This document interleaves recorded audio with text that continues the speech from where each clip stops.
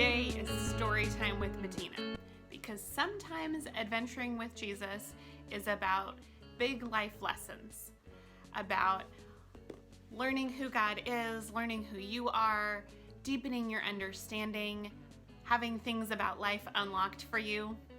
And other times, it's just about fun.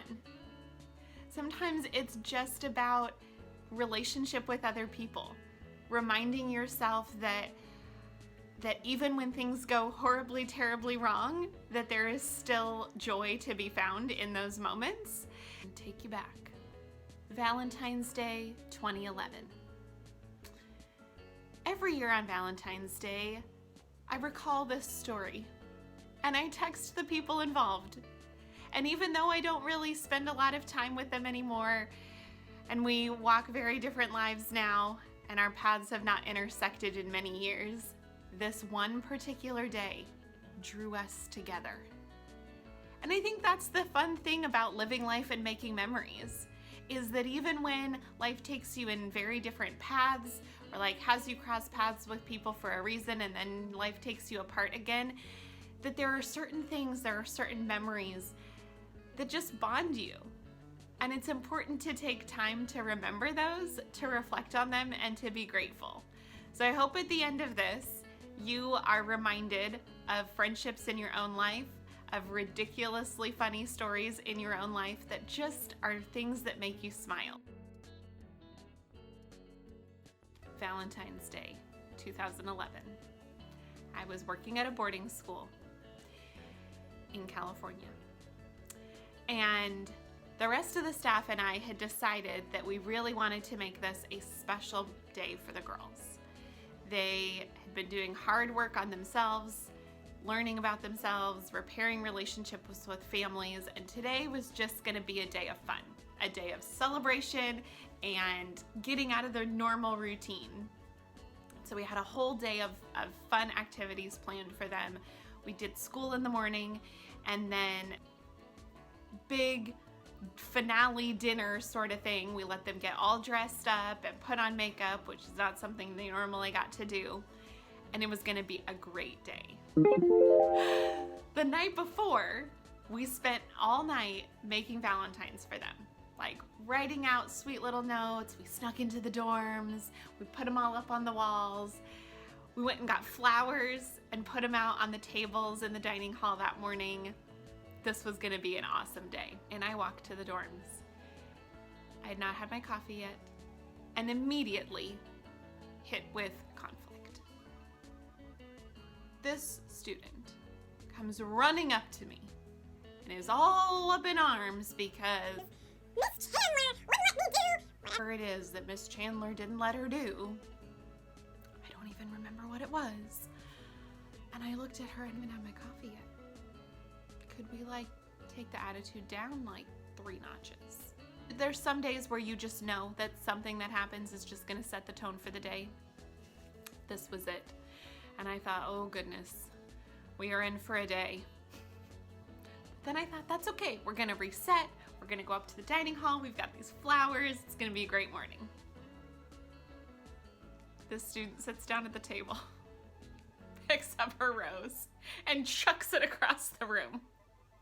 Day just continues to be a series of unfortunate events. Finished with school, the girls go back to the dorm to get on their fancy clothes and do their makeup, and they're all excited to come up to dinner. And I'm up there with one of the other staff and we're prepping dinner. And sometimes you might have a plan, but then you just gotta be flexible with that plan. Sometimes you just have to assess the situation and say, you know what, not all of the pieces of my puzzle are gonna come together for the greater good. We just need to get the show on the road. But no, we were not getting the show on the road because we must spread flower petals out on the floor of the dining hall. We must place these little candles in their particular spot on the table. We must make homemade pesto sauce, and nobody knows how to make homemade pesto sauce, but don't worry, we'll figure it out. So we're in there in the dining hall for, I don't know, probably 3 hours trying to coordinate this whole thing. Meanwhile, I'm getting calls over the radio and we bring the girls up. They're getting really antsy Like, no, sorry, we're still not quite ready. Stress. Stress! Oh my gosh. Finally we're ready. The girls come up. We have a wonderful dinner. It's getting late. It's now time for them to go back to bed. But oh wait, we're painting nails. So bedtime got delayed. And then as staff, we decided it would be a great thing if we just cleaned the dining hall ourselves, right? We'll just do all the dishes. Here's the deal. You should not try to wash dishes when you don't know how to operate the dishwasher in the industrial kitchen. Cue water spurting and flying everywhere because I did not pull down the little dishwasher thingy.